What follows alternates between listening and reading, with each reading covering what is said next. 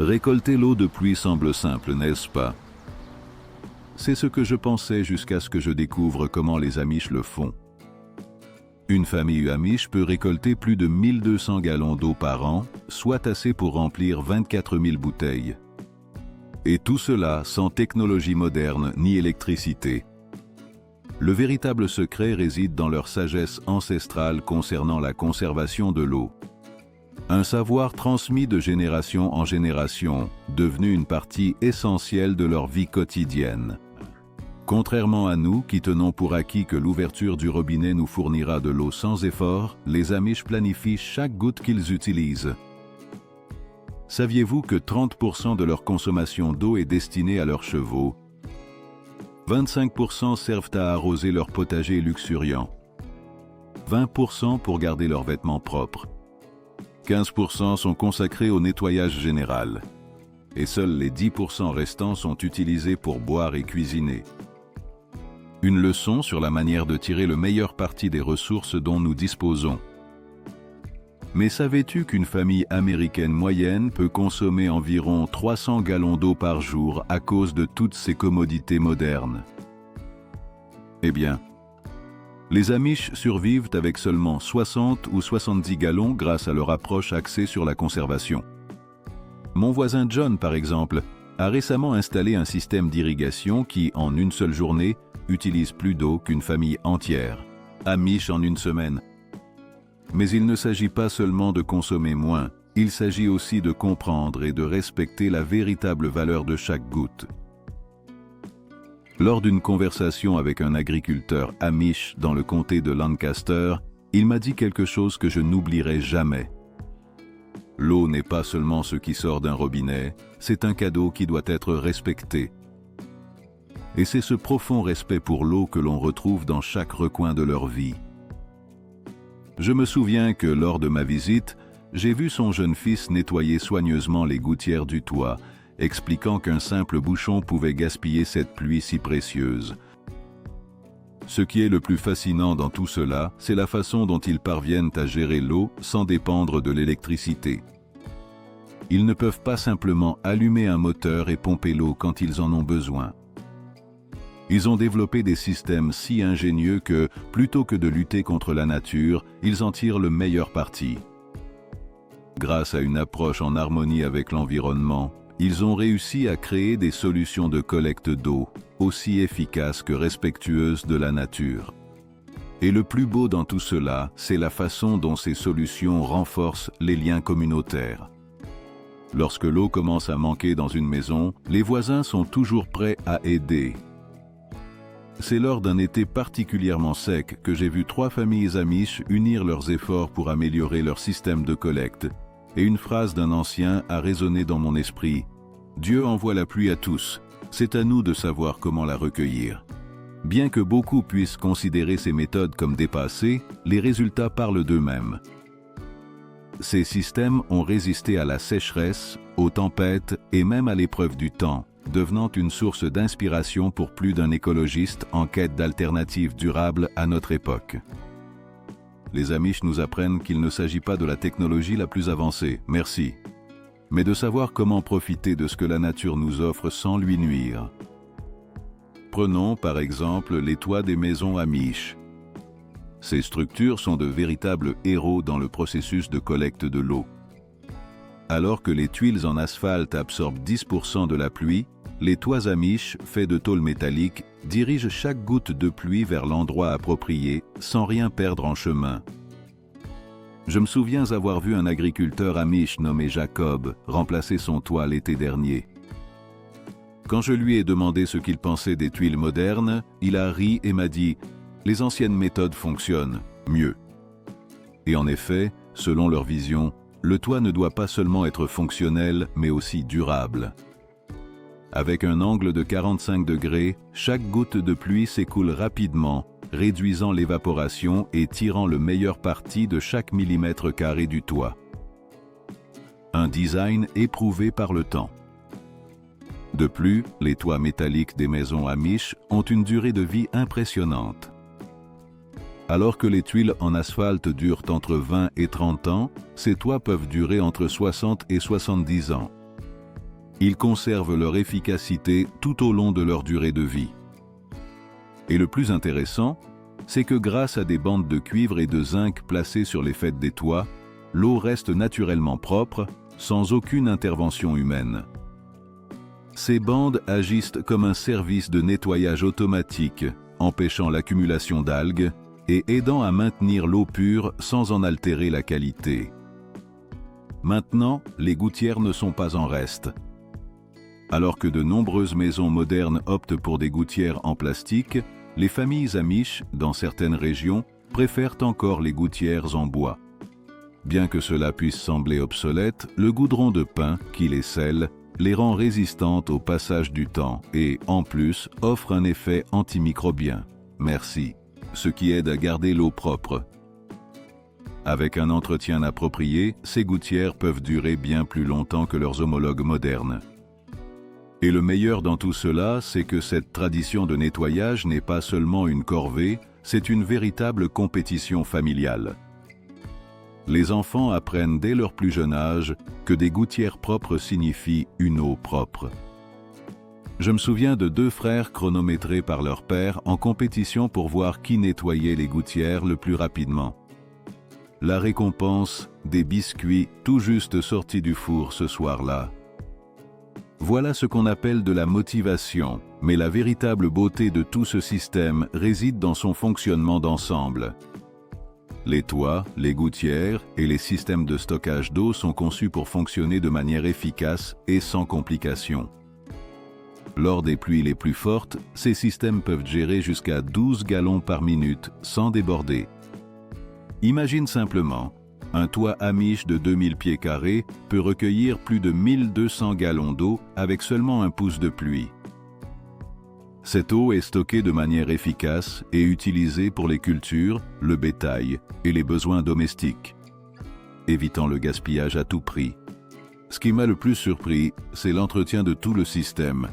Chaque printemps et chaque automne, les Amish inspectent minutieusement leur système de collecte d'eau, ajustent les tôles desserrées, vérifient les joints et nettoient les gouttières.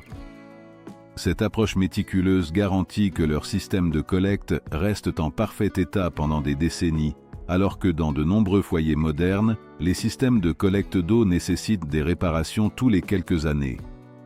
Grâce à ces systèmes, les Amish ont réussi à trouver un équilibre parfait entre tradition, durabilité et innovation, prouvant que parfois, l'ancien est ce qu'il y a de plus efficace. Au bout du compte, les Amish nous donnent une leçon précieuse sur l'utilisation responsable des ressources naturelles, en particulier de l'eau.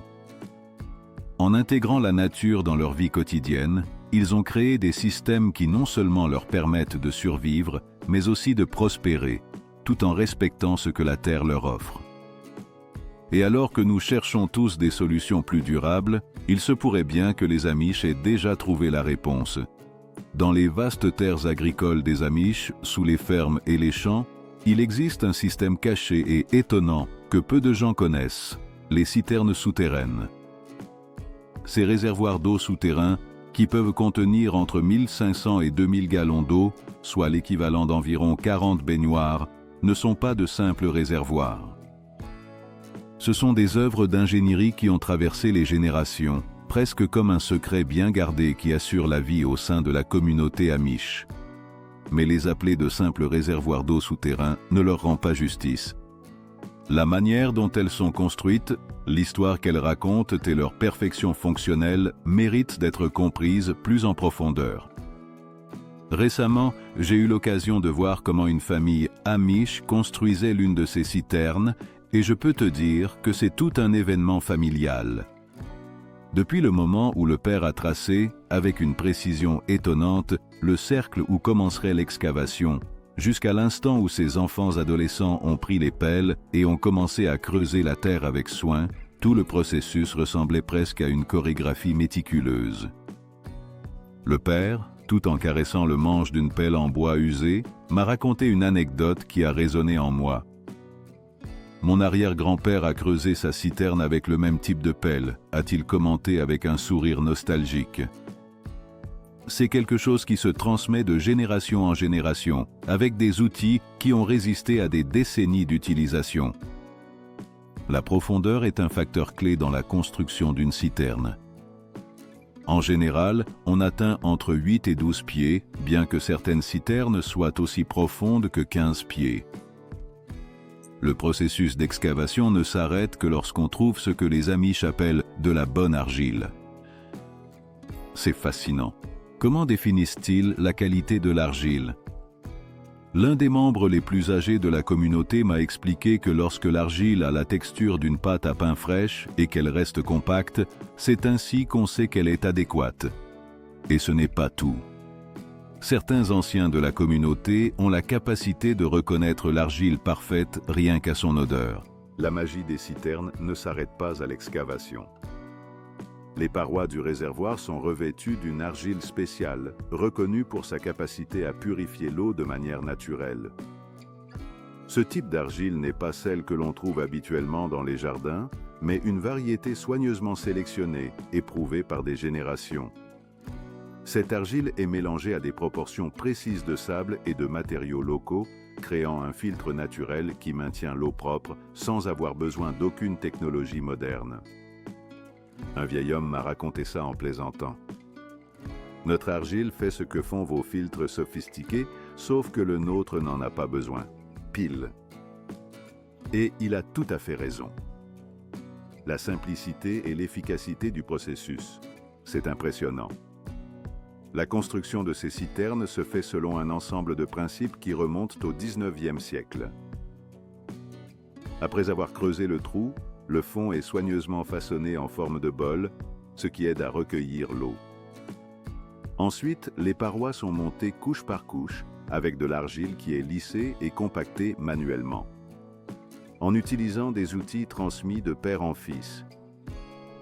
Certaines familles utilisent même encore des pelles en bois, qui sont considérées comme les meilleures pour donner une finition parfaite aux parois. Un fait impressionnant est que certaines citernes construites au XIXe siècle sont encore utilisées, aujourd'hui. J'en ai visité une qui a été creusée en 1876.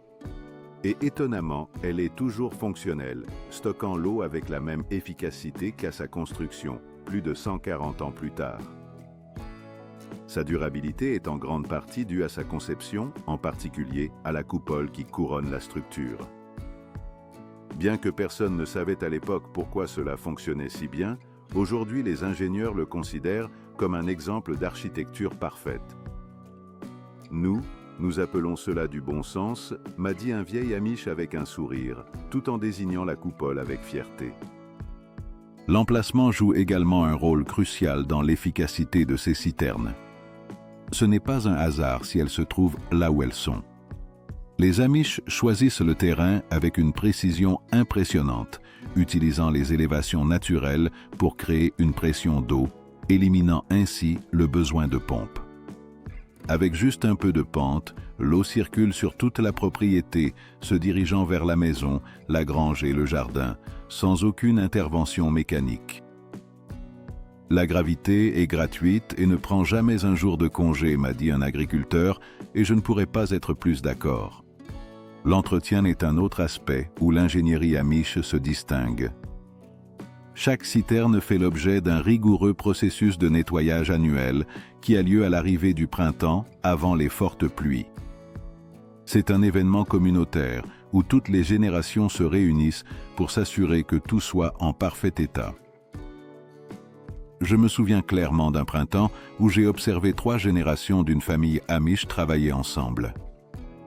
Le grand-père supervisait depuis son fauteuil à bascule, prodiguant des conseils et racontant des histoires, tandis que les plus jeunes s'occupaient du nettoyage.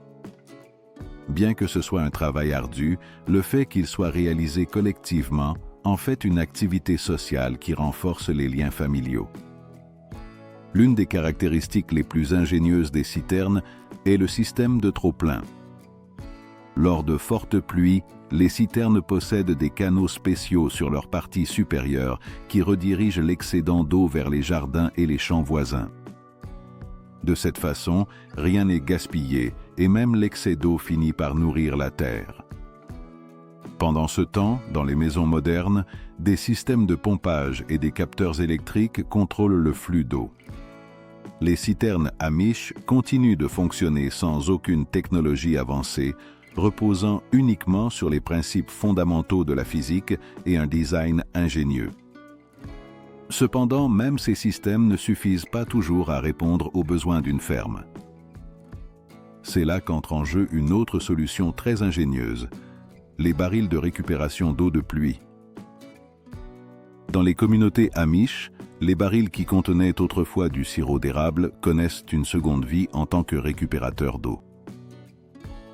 Ce ne sont pas les barils de jardin typiques, ce sont des barils en bois de qualité alimentaire qui, une fois vidés de leur contenu sucré, sont recyclés pour recueillir l'eau de pluie. Le système de barils de récupération d'eau de pluie se compose de 4 à 6 barils interconnectés, placés stratégiquement autour de la propriété. L'emplacement est fondamental, et les barils sont surélevés sur des plateformes en bois soigneusement construites afin de créer la pression naturelle nécessaire à l'écoulement de l'eau. Un agriculteur nommé Eli m'a montré son système de récupération d'eau de pluie, et j'ai été impressionné par l'ingéniosité de sa conception. En utilisant du bois recyclé provenant de sa grange, Eli a construit des plateformes robustes pour ses barils, s'assurant que chacun puisse supporter le poids de l'eau sans problème. Les premières minutes de pluie, qui contiennent la plus grande quantité de poussière et de débris, sont automatiquement détournées du système de collecte principal grâce à un ingénieux système de dérivation. Cette conception garantit que seule l'eau la plus propre est stockée dans les barils. Un détail curieux que j'ai découvert est la façon dont les Amish s'occupent du problème des moustiques. Au lieu d'utiliser des produits chimiques, ils utilisent de l'huile de cèdre pour repousser naturellement les insectes. Encore plus surprenant, certaines familles gardent de petits poissons dans leurs barils pendant les mois d'été, lesquels se chargent de manger les larves de moustiques. Les poissons n'éliminent pas seulement les insectes, ils fournissent aussi des nutriments au jardin. L'hiver, bien sûr, présente ses propres défis. Cependant, les Amish ont tout prévu. Pour protéger leurs barils du gel, ils les recouvrent de couches épaisses de paille qu'ils fixent avec de la corde faite à la main. Cette paille provient de leur propre champ et la corde est fabriquée à partir de plantes qu'ils cultivent eux-mêmes. J'ai été surpris par l'agilité avec laquelle les anciens de la communauté accomplissent ce travail, malgré leur âge. Nous utilisions de vieilles couvertures, m'a raconté l'un d'eux en riant, jusqu'à ce que nous nous rendions compte que les chevaux devenaient jaloux, que les barils soient plus au chaud qu'eux. Comme tu peux le voir, chaque aspect du système de collecte d'eau des Amish, qu'il soit souterrain ou en baril, reflète leur profonde compréhension de la nature, de la physique et d'un design efficace. Sans avoir besoin de technologies complexes, ils parviennent à créer des systèmes qui ne sont pas seulement fonctionnels, mais qui respectent aussi l'environnement, en préservant les ressources et en utilisant avec sagesse et respect ce que la Terre leur offre. Sans aucun doute, ces solutions fondées sur l'ingéniosité et le savoir transmis de génération en génération sont une leçon pour nous tous sur la manière de vivre plus simplement, efficacement et durablement. Si tu as aimé cette vidéo et que tu es passionné par la culture Amish, celle-ci va sûrement te plaire. N'oublie pas de liker et de t'abonner pour ne rater aucune vidéo de la plus grande communauté Amish de tout YouTube.